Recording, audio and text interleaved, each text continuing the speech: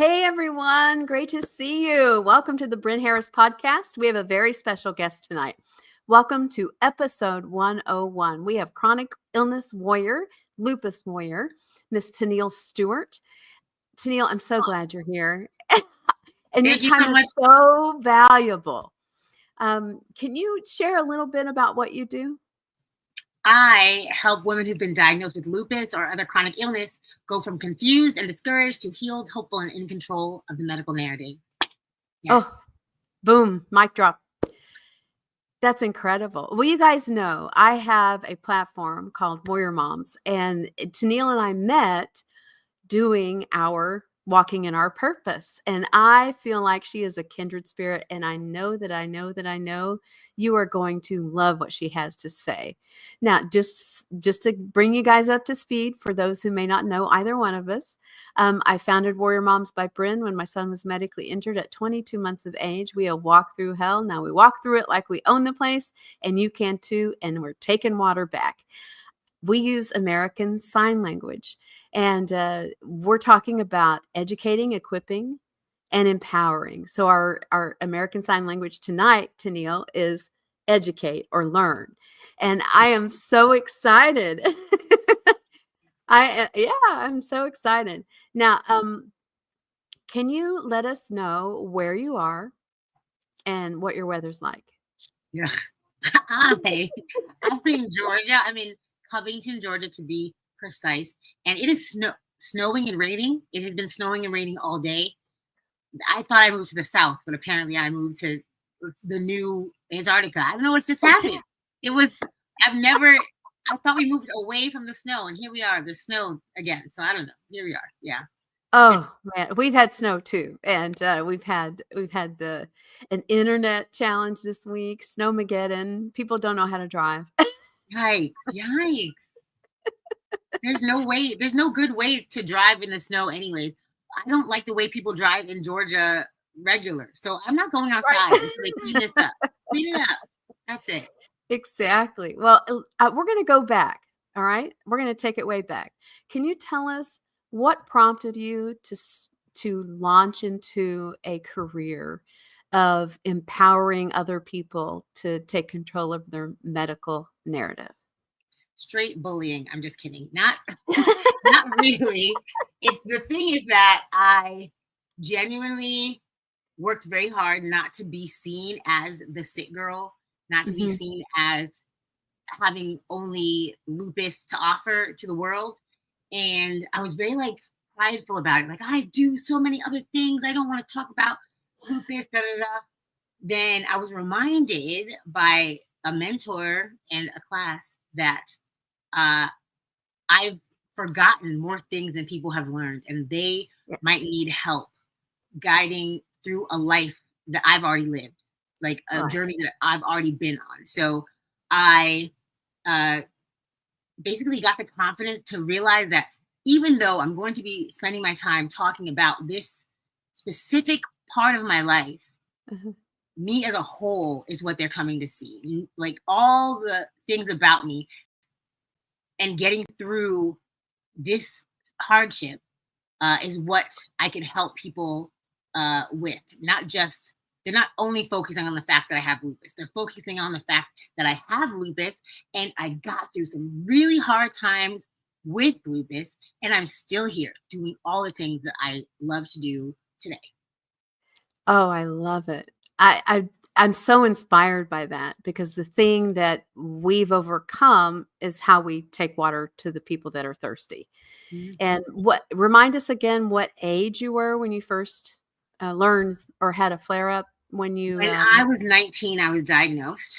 It took 8 months to get any kind of actual diagnosis, which is short because it can be up to 8 years that people are just sick and looking for a reason. So, but at that time, it was early 2000s. I genuinely had no idea what lupus was. They basically just said, you have this thing and it looks like you'll be dead by 30. And I was like, wow. I still have teen at the end of my age. Let's not tell me when the rest of my life is going to be. Yeah. So let's go way back. May I show the picture? Sure. Okay. How long were you in the hospital? So for this flare up, I was in the hospital about 3 months, and then I was living at a rehab facility in Westchester, in the White Plains, New York, for about another month. Okay, get ready, guys. Here we go. Wow. Yeah.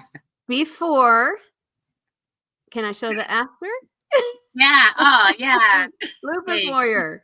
Yeah, I love that. I love to see how far you've grown Thank you so and that much. you didn't take their word for it. Now, Mhm. while you were in the hospital, was there a trick that you did to get yourself through?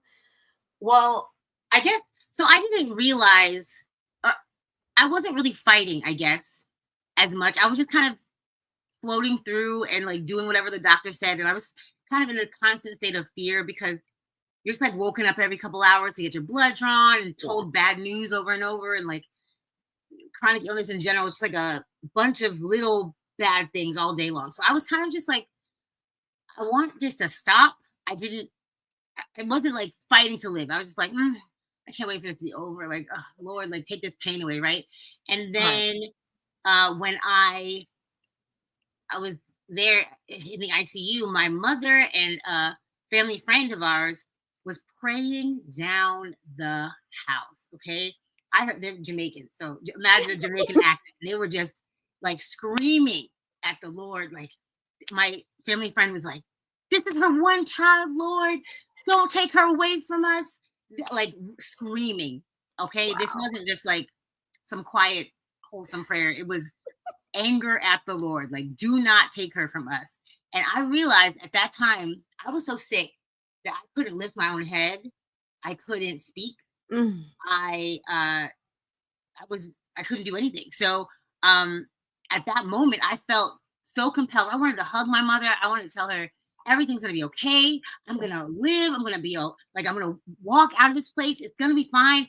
And I realized I couldn't because I wasn't fighting to live. I was just existing there. So at that moment, I started praying. I started saying, like, Lord, please, like, let me be able to hug my mother. Let her know everything's okay. Wow. Let me show some progress that I'm getting better. Like everything's gonna be okay. Like I will fight as long as you let me be here. I will fight. And I made that promise, and I promised you the next day. Wow. The next day, there was differences in my blood work. I made a turnaround, and people, they had used the experimental treatment on me, and they were like, oh, it must be this, but then there was stuff that was unexplained, like why is this better, why is that better? And I knew, and I just got out of the hospital so much faster than they thought. It was just believing that I was going to get out, and like I had a reason, I had a why. Like I wasn't just letting the sickness happen to me. I knew I was, I was going to fight to be okay, and whatever that meant. And it's meant a lot of different things over the years, but I always have kept that promise. It's never a time that I let myself be down too long with anything. Like I'll go through what I got to go through, but I'm going to fight to live. I'm going to fight to live a great life. I don't know if you guys caught that. I'm going to fight to live a great life. That's quotable. I'm putting that on my wall. Now, I do have a couple more questions. Are you cool with that? Of course. Okay. How would your closest friends and family describe you? So many ways. I am silly. I am passionate. I am, I'm driven. I love my people. Like once I love you forever. Like I don't take, people for granted. Like I'm aware that in a second they could be gone or I could be gone. So I love my people, and they know. I make sure they know I am that annoying friend. I'm gonna do syrupy sweet things for you, and you'd be like, "Oh my god, what's wrong with her?" Like, no, I love my friends. I love them. So, and my family, I love them. That's it. Well, I am blessed to know you, my friend. Really Aw, blessed. You've changed my life for the better. Yeah. And if for those of you who don't know, we've been hanging out for over a year, and Thank you, Tennille. You have really encouraged me and inspired me to Oh, stop looking at my circumstances and to walk in purpose. So thank you. woman, you know, to be taking No, me through. I'm not crying. You're crying. Yeah, literally, we balance each other out because when one's down, the other one is up, and you can just drag the other one up. Like, come on, girl, get it together. We got True, this. Yes, true, so I'm true. grateful for you for sure. Um, Now I know we don't like to talk about the things that challenge us, but what's a major challenge you might be facing right now, and how are you tackling that? A major challenge right now. Honestly, healthcare. Healthcare in this state is super different than the last two states I've lived in, and Mhm. it's very. I'm just so tired of being confused and a million phone calls and having to go into offices and leaving in tears and all the things. And like Oh, I'm a strong person. I know I'm a strong person. It's just frustrating. And I realize that I'm in a position now that I get to choose to love to figure it out for not just me, but for whoever is going to come after me, who needs the same type of help that I need, who mhm. is looking for the same resources. Like once I find out, everyone's going to know, I'm not, it's not That's good. only about me. So like that, it's challenging. I'm just, I'm getting through it. Yeah. And you seem very focused. Yeah. Yeah, I get to choose to love too. I don't, it's not a choice. Like I'm doing it. It's not Oh, that's just for incredible. me. I love it. And you're very single-minded when you focus on things to help others. That's that And I ADHD hyper focus. if you could go back, now I know we're talking present day, but if you could go back and give yourself one piece of advice when you first started talking about your journey, what would you tell yourself? I would tell myself, just lay it out there. Like, don't worry about feeling silly or people judging you, because all that stuff is going to happen anyways. People are going to judge you. It's just their nature. And the people who are haters, the people who say, you know, mean things to you, especially on social media, they are not your target. Nobody who is going through the stuff that you're going through and needs you is saying mean things. It's people who are, you know, just judging to judge. So yeah, just lay it out there. Don't be reserved about it, and Oh, don't that's take so good. long to just let it out, girl. Let it out. Oh, that's encourages me because talking about things that are challenging is a challenge.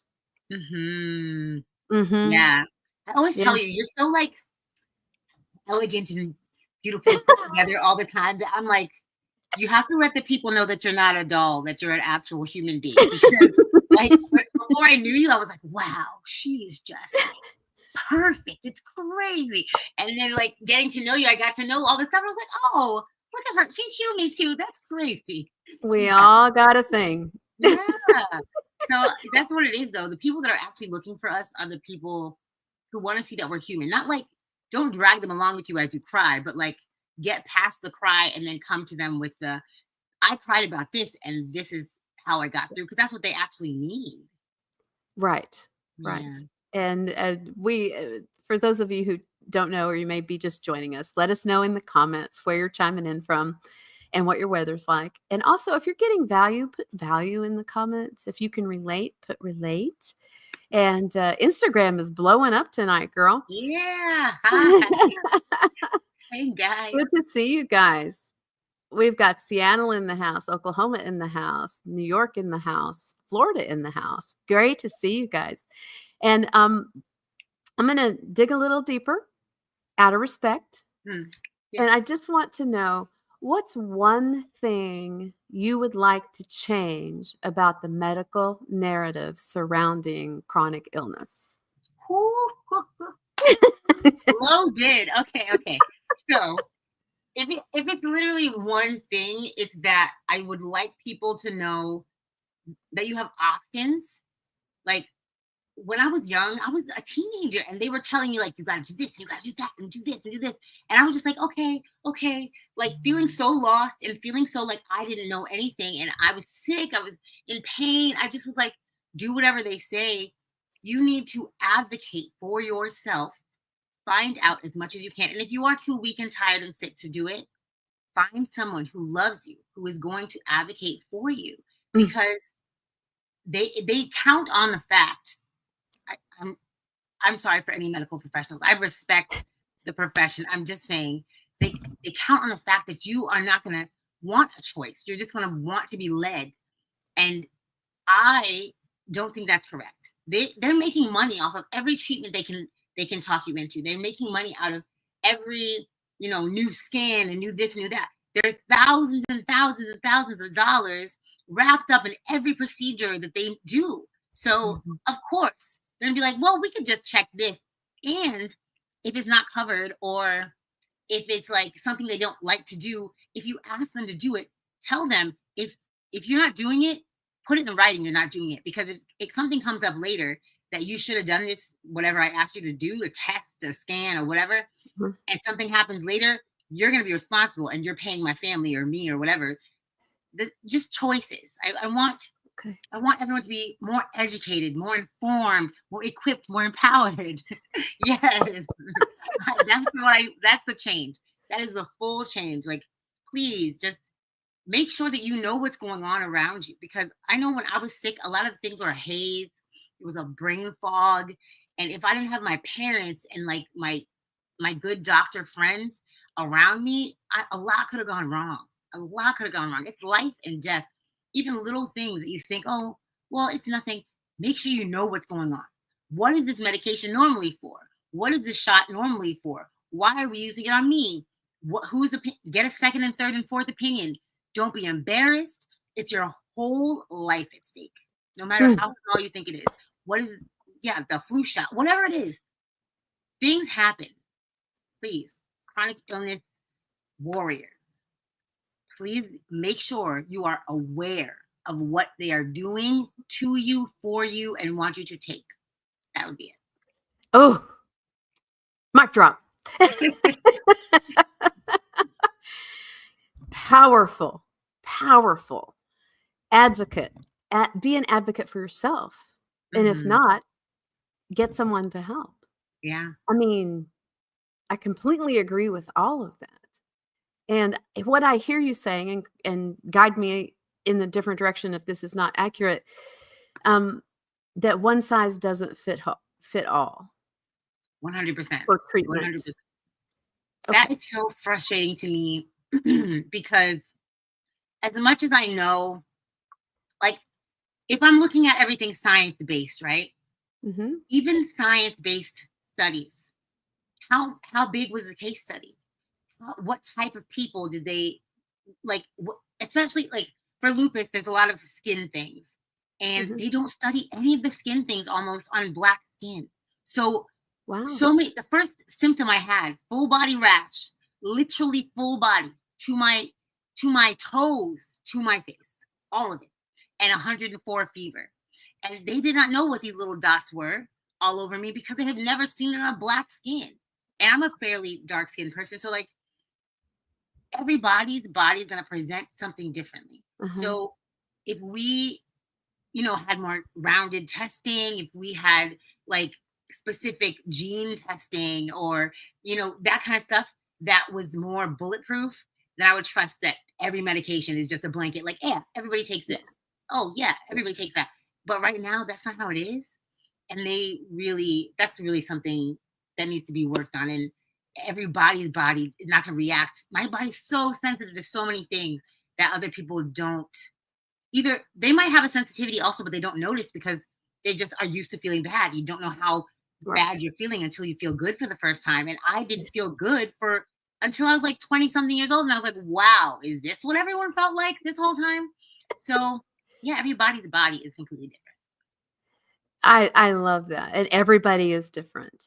I Hmm. really I really love that, and I'm hearing you say inclusivity in the studies. Yep, please preach. Very, very important. Hey, guys, if you're on the live, put an L. If you're on the replay, put an R. And if you're just joining us, we're with chronic illness warrior Tennille Stewart and talking about her lupus journey. I would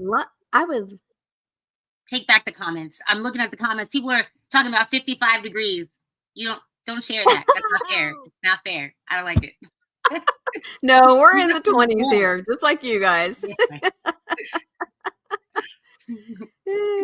Okay, I know that you took it upon yourself to absolutely take charge of the medical narrative for your own lupus journey. Mm-hmm. Can you talk a little bit about going vegan? Okay, so I am a medical professional technically, but I'm not giving this advice to anyone. Okay, I'm just saying this is what I did. This is my story. This is how it works for me. I put myself into remission for a couple of years with a 30-day green juice fast. I came to that consensus a few ways with a friend who was raw vegan at the time, some Rastafarians, so a lot of things, right? So I did a 30-day green juice fast, and the first time I did it, I put myself into remission. I went to the doctor. They told me, whatever you're doing, keep doing that. And I was like, okay, yeah. Mm-hmm. And I went home and did not do that. I went home and I started eating whatever again, right? But I decided every year or two, I would do a maintenance green juice fast. So 30 days of just drinking green juice and water. And then on probably my third time doing it, I was watching a lot of vegan YouTube and just coveting whatever they were eating. I was like, ooh, let me write down this recipe. Like, I want to do that. I want to eat that. And then afterwards, I realized I had a menu of a week. So I 1 week, a little over a week, I was eating completely vegan and didn't even really notice it or like realize that's what I was doing. So I got to the end of the week and I told my parents, I think I'm vegan now. I'm just gonna keep doing this because I felt great. I didn't have like symptoms returning as quickly. Like I felt like good. So I was like, okay, I can do this. And it is almost 9 years later and I can do this. Wow. Oh, and you just glow. I mean, when you say you had a rash head to toe, I'm like, your skin has always been flawless. Thank you so much. Yeah. Can you elaborate a little bit on the green juice fast? What is okay? That? So I literally I had a Jack LaLanne juicer, the oldest juicer that ever exists. I did celery, apples, kale, and lemon juice, and then I usually put a supplement in it that was called E3 Live. They have like blue spirulina or a greens powder that's like a green sea, whatever vegetable liquid or powder. So I would put that in it, and if I felt fancy, like a little ginger maybe, or like change up the flavor a little bit. Yeah. But yeah, that was it. It wasn't anything fancy. It wasn't anything expensive. It was just a little time consuming making it myself, and my parents would make it sometimes. And like that juice was like nectar from the gods for me. I remember going to a college math class and spilling my juice, and I cried in the middle of the parking lot because I was like, that was my dinner. I had a night class. That was my dinner. I spilled my dinner. And like the whole juice was gone. I was really sad. But yeah, it was just regular green juice, nothing fancy really, except maybe the supplement, but I didn't always put that in. And yeah, it was pretty moderately tasty. It was just like green, and if I put enough lemon in it, super lemony, or if I put enough apple in it, appley. It wasn't anything crazy.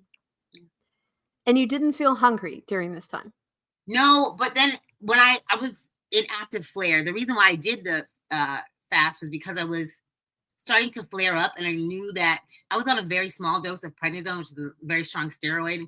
It makes your face really round, and it's like has a lot of adverse side effects that I don't like. So I knew that if I went back to the doctors, they were just going to put me on a higher dose of steroids, and I just didn't want to do it. And I had watched with my friend, my raw vegan friend, I had watched Crazy Sexy Cancer, the movie documentary, and she basically did a fast. She had diagnosed with cancer. She's still around right now. She got diagnosed with cancer and got through it by doing all of these, like trying a bunch of things and came to whatever. So then I had like a resolve. I was like, okay, if she can do this, and she's not on any medication, and she got through all this stuff, I could maybe do that. And I just built up the courage to attempt it. So I didn't go back to the doctor. But I told them, I called them and told them, like, I'm going to do this experimental thing. So, write it down or whatever, that, like, if something happens to me, it's not your fault. I told my parents, like, we're doing this, and, you can help me or you could cry. I don't know, because I'm doing it. So Right.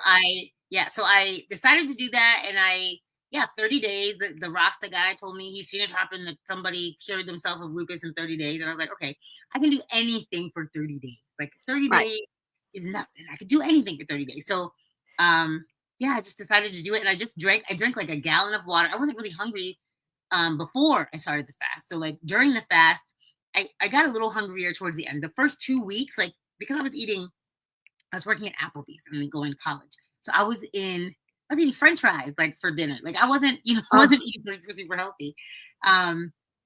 So after the first 2 weeks, I felt like a euphoria. I felt really, really good. The first like week and a half, I felt like, whoo! I was like, this is not for me. I don't like this at all.